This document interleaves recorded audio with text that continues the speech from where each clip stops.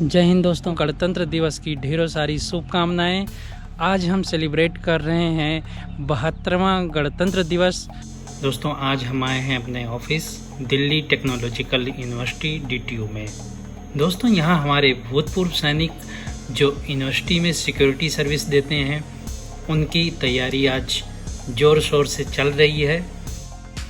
National flag को पूरे सम्मान के साथ यहाँ झंडे में बांधने की तैयारी चल रही है।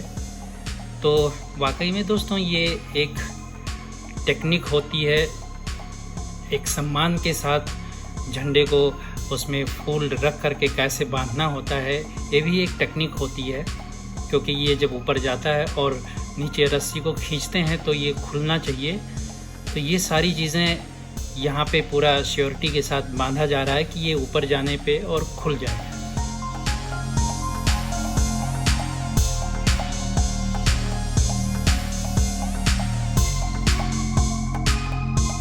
DTU के कर्मचारी और बाकी सिक्योरिटी सर्विस के लोग सोशल डिस्टेंसिंग के साथ इस महत्वपूर्ण नेशनल त्यौहार को सेलिब्रेट करने के लिए तैयार हैं।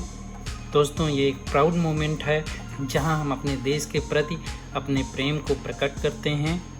दोस्तों नेशनल फ्लैग के सम्मान में दो पंक्तियां आज हम कहना चाहेंगे।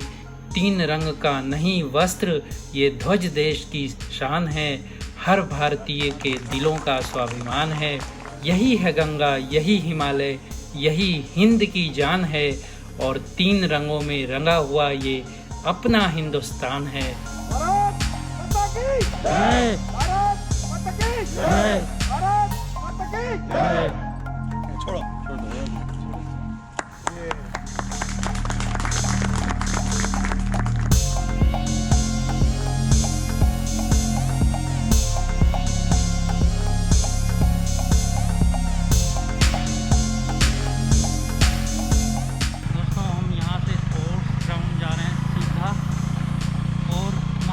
सारी एक्टिविटीज़ हो रही हैं, उसको हम देखेंगे।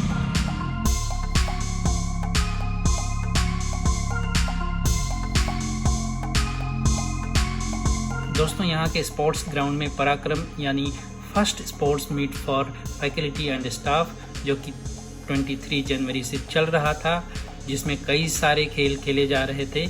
आज उसका समापन होना था, लेकिन यहाँ आके हमें पता चला कि जो किसान ट्रैक्टर परेड रैली चल रही थी उसकी वजह से ये कार्यक्रम रद्द कर दिया गया है। चलो दोस्तों कोई बात नहीं, अब हम यहाँ आ ही गए हैं तो कुछ ना कुछ हासिल ज़रूर करके जाएंगे।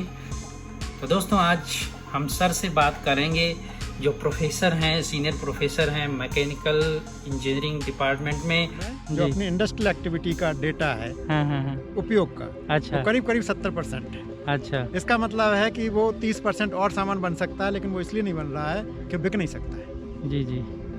अब इसका सॉल्यूशन क्या है?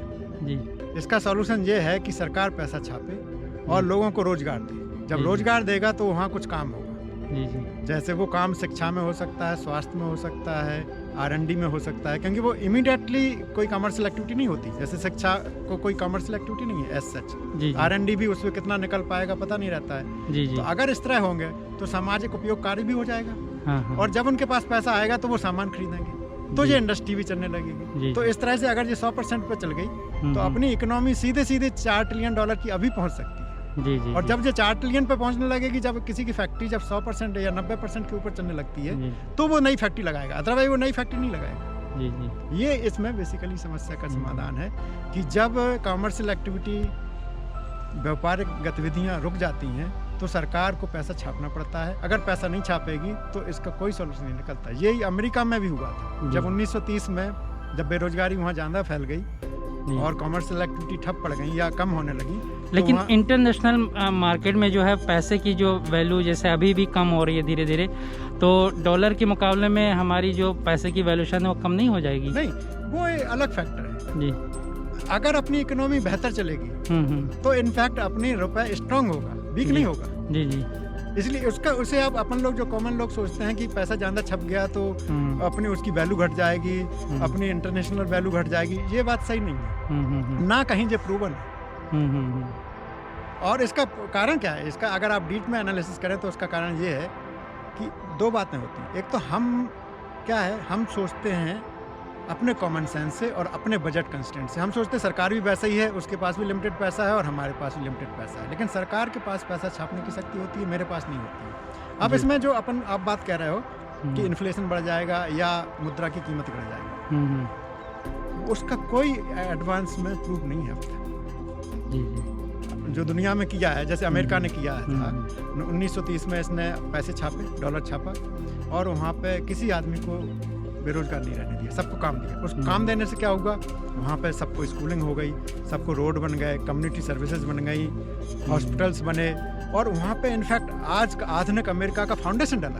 जी। क्योंकि जिस देश में जितने ज़्यादा स्कूल होंगे, जितने ज़्यादा हॉस्पिटल होंगे, जितने ज़्यादा लोग काम कर रहे होंगे, जितने ज़्यादा पेड़ लगे होंगे, वो उसकी इकोनॉमी आप क्या सोचते हैं, कमज़ोर होगी क्या स्ट्रांग होगी? नहीं, बहुत स्ट्रांग होगी। तो जी। उसके रुपए छापने या ना छापने से कुछ नहीं होता। आप कहो कि आप रुपए आप सरकार और ना छापे तो इससे अपना रुपया स्ट्रांग नहीं हो जाएगा। ये प्रोवन तरीका है। जी जी। इसके अलावा कोई भी इकोनॉमिस्ट से पूछ लो आप, क्योंकि जैसे ही कॉमर्शियल साइकिल फंस गई, उसे निकलने का कोई तरीका ही नहीं है। जी जी जी। जब तक बेरोजगार के पास पैसा नहीं आएगा, ये कॉमर्शियल एक्टिविटी चलेगी नहीं। और पैसा कैसे आएगा? सिर्फ सरकार, क्योंकि आप अपनी जेब से, हम अपनी जेब से नहीं दे सकते। जी हाँ दोस्तों, 26 जनवरी 2021 को सर ने जो आइडियाज़ दिए हैं, जो मंत्रास दिए हैं, वाकई में कमाल के हैं।